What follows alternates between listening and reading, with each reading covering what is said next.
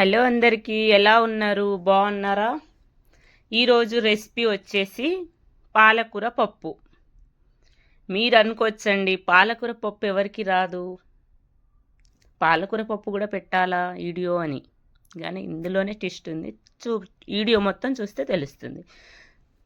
దానికి కావలసిన ఐటము ఉప్పు, పసుపు, ఇంగువ, మెంతి పిండి, చింతపండు, పోపు దినుసులు, కారము, ఉల్లిపాయ, పచ్చిమిర్చి, పాలకూర. మనం పప్పుని కడిగేసుకొని సరిపడా నీళ్ళు పోసేసుకుందాం. దాని తర్వాత ఉల్లిపాయలు, పాలకూర కడిగేసి కట్ చేసి పెట్టుకున్నాను.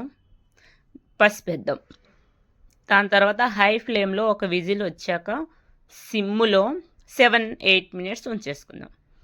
దాని తర్వాత చల్లారిపోయాక బంద్ చేసి పప్పు గుత్తితో పప్పు మొత్తం ఇచ్చేసేద్దాం. ఇందులో నేను మెంతి పిండి, ఇంగువ వేస్తున్నాను. ఎల్లుల్లి, జీలకర్ర వేయట్లేదు. ఇలా బాగుంటుందండి. ప్రతి పప్పులో ఎల్లుల్లి, జీలకర్ర వేస్తారు కదా, కాదు, కొన్ని పప్పులో వేయాలి, కొన్ని పప్పులో వేయకూడదు. ఇందులో వచ్చేసి కారం వేస్తున్నాను, ఉప్పు, సరిపడా ఉప్పు, చింతపండు.